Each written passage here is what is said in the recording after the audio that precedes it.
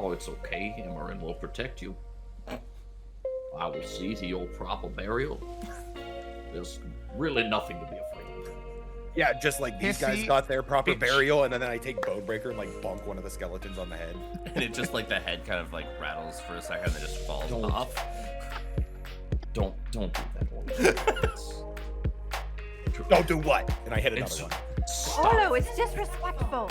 It is Disrespectful to who? horrendous luck to We've disturb. talked about manners. At the very least, it's bad juju. They don't mind, they're dead.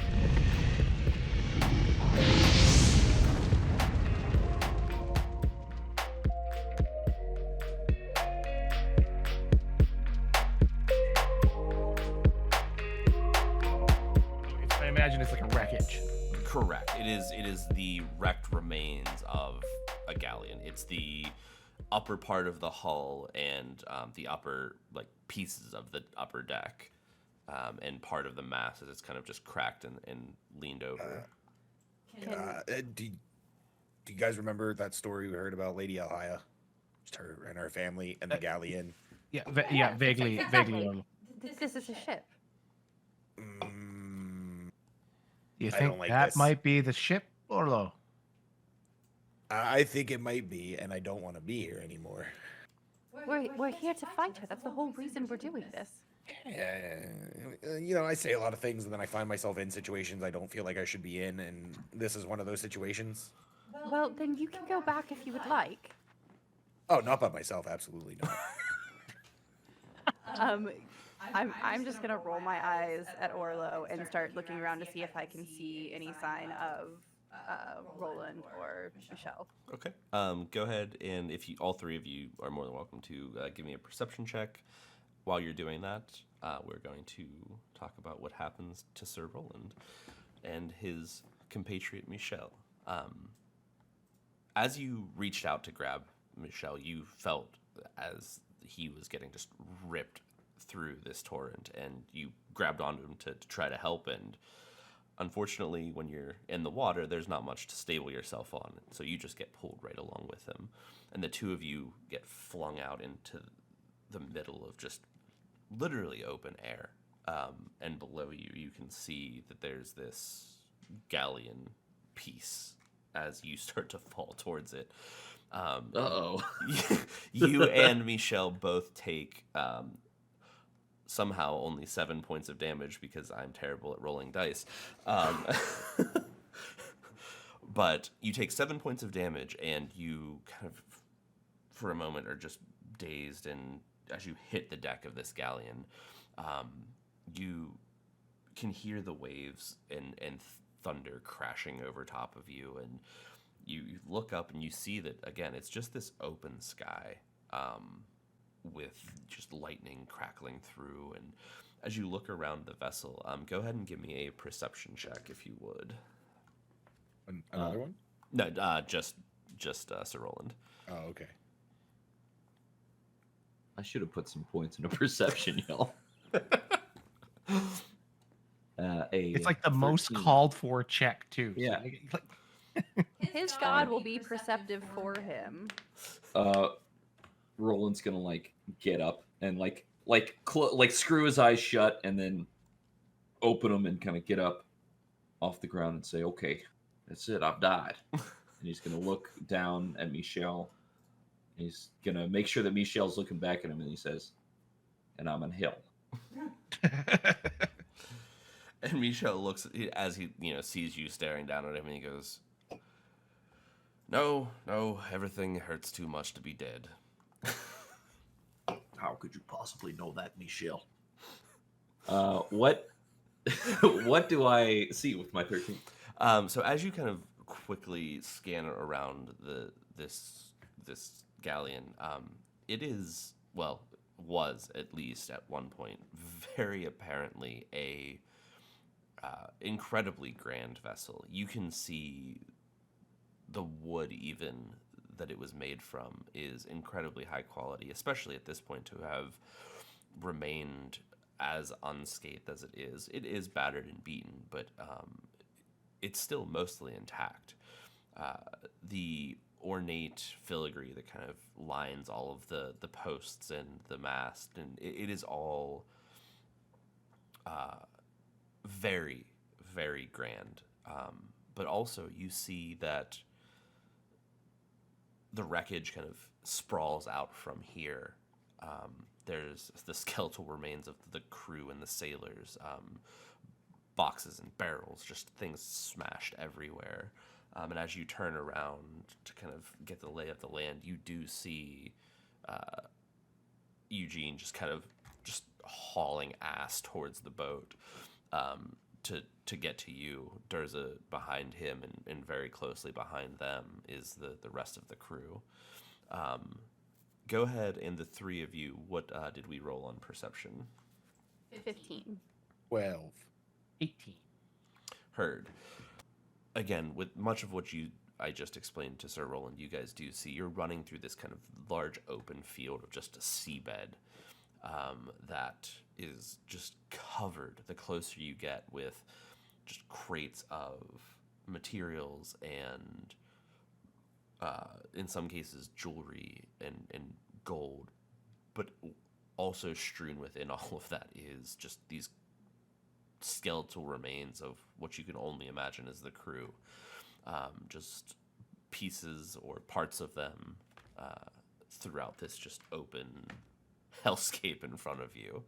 But up ahead of you, you do see Sir Roland kind of standing on the deck that is slanted down towards the group of you, just kind of resting on the seabed, just standing up on the deck, kind of probably reaching down to help Michelle up off the ground, or maybe not.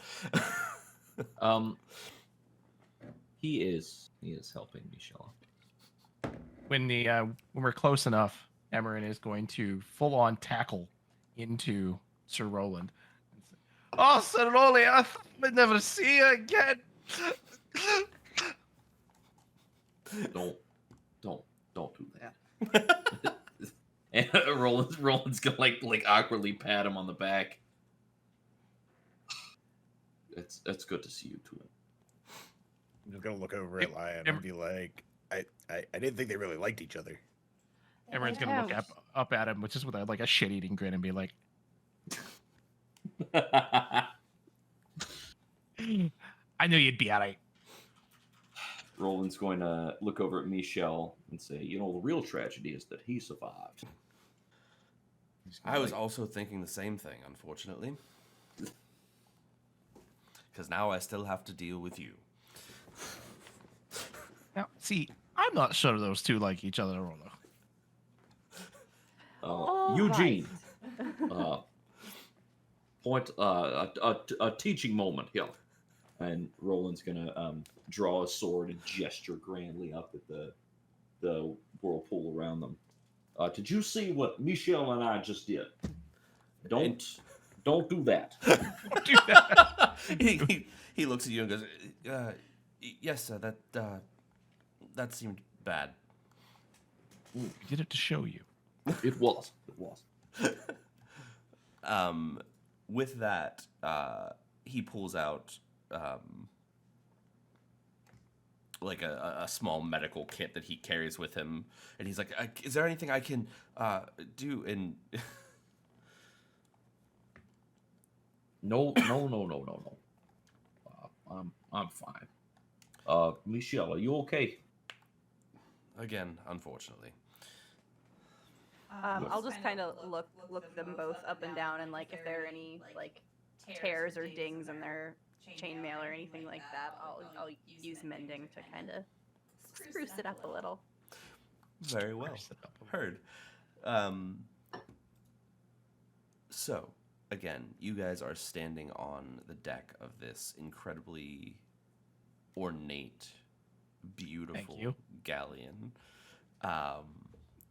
And it is obviously in pieces. It has been battered and destroyed. But you've heard the stories. You well, at least parts of them. You understand what this is. What is it that you are going to do in this moment? All right, well, I guess it's time we found that tentacle bitch, isn't it? I concur. And Laya's Although- just gonna get like a big grin on her face and be like, yeah. Laya, I don't think we're looking to dine on calamari tonight. If that's You can speak for yourself. And I'll just kind of like march off and start poking around and like just looking around at what I can find. Okay. Well, I have one little concern. When we were examining that very interesting chair back a little while ago, when I touched it, it sounded like the poor girl was asking for help. Like she's been taken or possessed or something. It's possible she may not be the evil we think she is. Possessed. I got something that'll help her, and I just take Bonebreaker and just like smack him in the palm of my hand. Well, I'm not saying it won't come to that, Orlo, but I'm just saying we might want to think about what we do before we do it. In this Oh, wow. moment, sorry, go ahead. I think Emmerin raises a good point. There's no sense in killing somebody who doesn't need to be killed. Oh, I'm not saying kill. I mean, Roland, I think you can sympathize with maybe, occasionally beating the evil out of somebody. Roland shrugs and says, "Sometimes a thumping is warranted." It's a blunt weapon. You're fine. In this moment, I need all of you to roll either an investigation or perception. And since you had mentioned it, Emmerin, you do hear this very faint, just ephemeral kind of voice as it comes across. And it sounds almost like a small child to an extent. And just says, "Help, free me, save me." Perception 10. Okay. Orlo, 15? Aya, 12. Roland, Just a 5. Heard. Gentleman's 5. Gentleman's 5. Nice round number.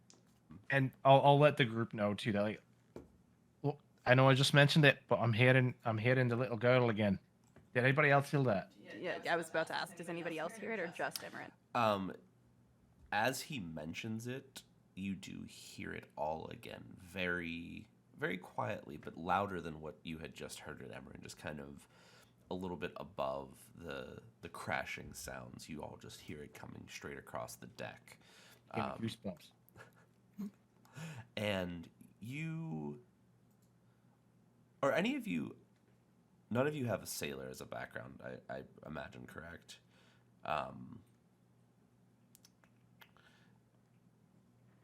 Go ahead and, never mind, it's not important. You would be able to hear where it's coming from. You wouldn't know exactly what it is, but for those of you who may know ships, it's coming from where the captain's quarters would be, mid-deck, back towards the back of the ship. And that's where you hear this sound kind of emanating from. Okay, Emmerin, I'm not saying you're wrong. I'm just saying it might be a trap. I don't disagree with that at all. I don't mind killing. But I'm not killing innocent people, especially not children. That's off the menu. Can I get a little sniff around? Sure. See if we smell anything, I don't know, tentacly or fishy, or maybe if I could invoke my Hunter's Bane, like Fey Fiend Undead. Let me clarify. You are trying to see if something smells fishy standing on the bottom of the ocean. Yeah, right. I wasn't gonna say anything. I But was gonna say it. No, yeah, absolutely. hate You you said all. fiend and what's the other one? So I think with Hunter's Bane, you have advantage to track Fey Fiends or Undead. So maybe a better one then is to say, like, I want to look to see around if there's any movement around here that would be obvious, or Go ahead and give me perception with advantage, because you do sense an overwhelming feeling of a fiend present. why not? Yeah, I think Orlo wants to kind of look for any sort of tracks or anything that would, like, 13. it's like 31, 4. What are we doing here? 2? I'm confused. Because it's mirrored. It's like that Offspring song. Thank you for laughing, Ducky. I appreciate I got it. I got it. Yeah, so just any like slithering kind of pathways, or just like any like I guess if there's sand on the deck, like if there's any like stuff brushing that around too. The deck is actually surprisingly barren of anything other than the occasional body, well, skeleton, that you see kind of either hanging out of a window or just kind of sprawled across the deck, where it's kind of just stuck to the deck in whatever regard that it is. With a 13 Emmerin, you cannot place where this is coming from because it is so strong and all around you. All right. So I'll turn to everybody then. It's like, all right, one thing about the whole monstery demon thing that I can do, I can sense evil shit. And this place is fucking crawling with it. I can't figure out exactly where it is, but we're in deep shit. And as soon as he says it's crawling with it, I'm just gonna draw my rapier and start like looking around. Are you guys going to head back towards the area where the sound was emanating from? Yeah, I feel like yes. yeah. Okay. Roland's gonna Just walk say, towards the danger. on the ghost ship, Emmerin, there's a lot of bad tidings around the ghost ship at the bottom of the giant maelstrom. Has bad vibes. You don't say. As you You know what, Rolly? I start to like you a lot less. I like the whole angry murderer thing you got going, but this little hissy fit bitch thing you got going, I'm not a big fan. It's just not often that I fall out of the ocean onto a ship, and it's. What do you think that Honestly. happens to the rest of us regularly? Throw me. Well, I don't know. What the fuck is wrong I can with you? confirm it does not happen to me regularly. That's very comforting to hear, Orlo. Shall we go into the ghost ship together? Comforting, I'm terrified. Oh, it's okay. Emmerin will protect you. I will see to your proper burial. There's really nothing to be afraid of. Yeah, just like these guys Hissy got their proper bitch. burial, and then I take Bonebreaker and like bonk one of the skeletons on the head. and it just like the head kind of like rattles for a second and then just falls Don't. off. Don't do that, Orlo. Don't do what? And I hit another It's- one. Stop. Orlo, it's disrespectful. It is Disrespectful to who? horrendous luck to We disturb talked you. about manners. At the very least, it's bad juju. They don't mind, they're dead. They do mind. All right, come on, let's go towards that Let's go. bloody sound. Let's Be everybody. careful. Let's. Let's let the DM get this combat rolling. Reluctantly, It's been an hour. reluctantly, Orlo follows.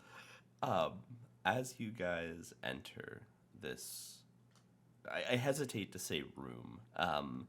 There is a wall and there's a door, but the door is not there, and the wall is mostly not there, and the ceiling most certainly is not there. But it was at one point a room. But as you enter, you see just kind of curled up along the back part of this room, just lying in almost the fetal position, just curled up, is the body of a young woman, probably just on a quick glance you would think maybe between 15 to 18 at the oldest, and very like emaciated, skinny, just sobbing. And as you kind of look at her and then past her, you see just this shadowy figure kind of looming over her, and it stands up as it notices you, and the figure, it seems to be of a younger adult woman. It's hard to discern any features. It's hard to really see anything because it is literally made of shadow, not just a person standing there just in shadow. But as this figure looks at you, you just feel this massive, overwhelming sense of just dread and anger and just seething hatred just kind of wash over you. And as you feel this, the shadow just disappears. Well, I fucking hate whatever that was. This is why I didn't want to come in here. The little girl still there? Oh yeah, she's still The young, still sorry, the young lady. woman. Yes, she's still curled up and laying on the floor, just absolutely just sobbing. And again, you hear even more quietly now, but because you're so close, you hear that this absolutely is where the voice is coming from. Just this frail, just help me. Roland's going to turn to Michelle and say, Michelle, do you have any holy water? He looks at you and goes, well, if I don't, I think we've got plenty around. Right. Bless the girl. He pulls out a vial, and he walks towards her and goes to do this. And who out of you has the highest passive perception? Do we know? Probably Mine's 15. 16. So, Orlo, what do you have? 12. Good enough. But I'm not even going to bother asking you, Sir Roland. We know that is not your expertise. Both Laia and Emmerin, as you see Michelle walking forward towards this girl, you catch something. You feel the hair on the back of your neck just kind of stand up as you feel like there's just something present as you start to hear just this mass of creaking and cracking behind you. Gonna turn and loose an arrow. Just Yeah, I turn with my rapier pointed. I'm not even going to make you make an attack roll, Emmerin, because there's nothing immediately that you see at the second you spin.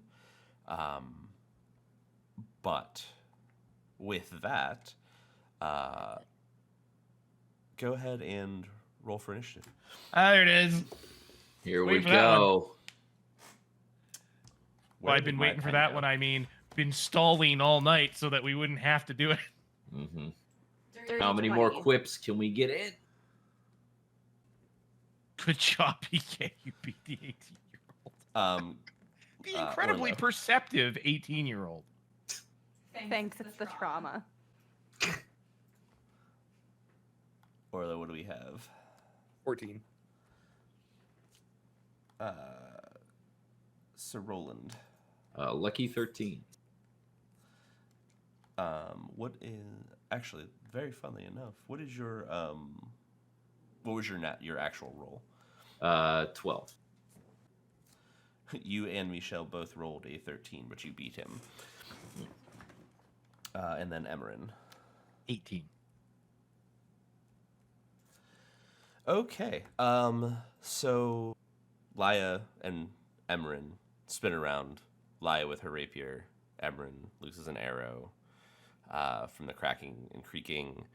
What did I forget? Oh, Emmerin, your fiend senses are going absolutely insane, just from the just overwhelming existence of just the energy of this fiend around you.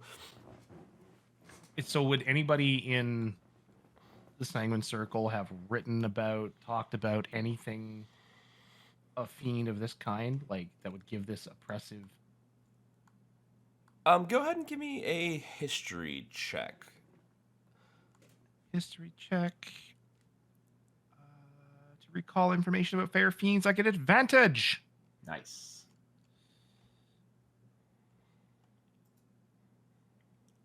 Ooh, that's good because one of them was a natural 1. That's a 17. Solid. You have heard things of this nature.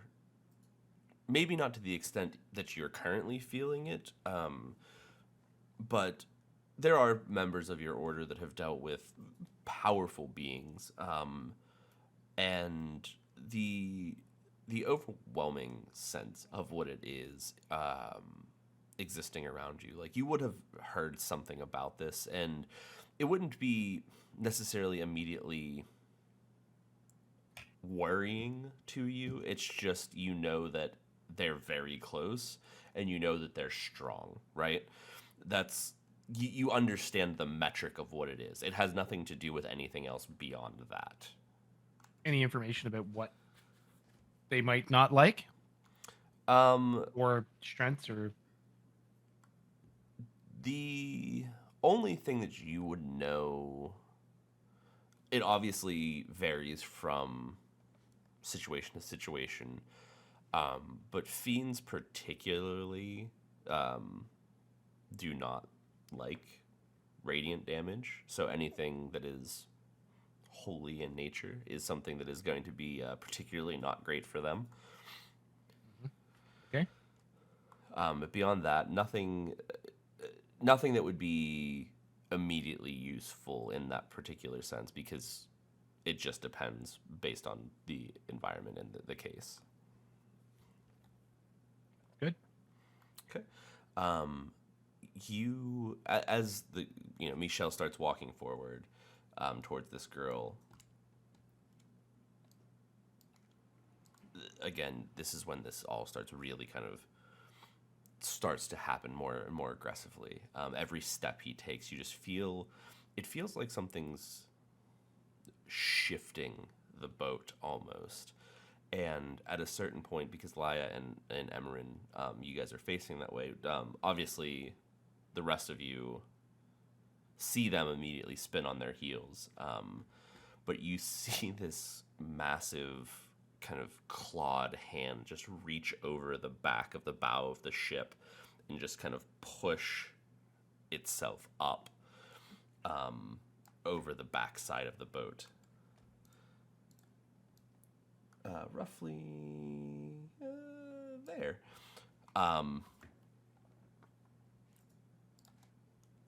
Is it a big meaty claw? It is a big meaty claw, yes.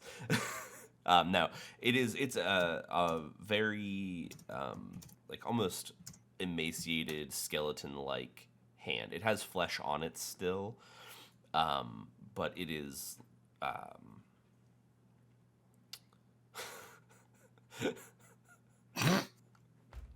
damn it.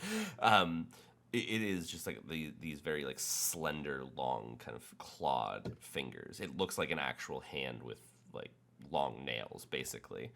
And as it's pushing itself up over the back of the ship, it looks towards the group of you and towards where this girl is, and she goes, "I have tolerated your insolence long enough," and kind of just pushes herself up. And it is this torso from like basically the waist up over the back of the ship of this long-haired woman who looks like, again, very similar to the girl that is in front of you, was in front of you moments ago, but just very corrupted, dark black eyes, kind of looks like it's kind of seeping corruption out into just her skin around them. Her mouth is kind of very long and drawn, fanged teeth. And you turn to face her, and as you do that, you hear behind you more just crashing as these 4 long eel-like tentacles, actually physically eels. They have very sharp, long teeth, very like long, elongated snouts, but they look like they are attached to something else, most likely her, from your assumption, can just crash up on the back of the ship, the other side of the ship.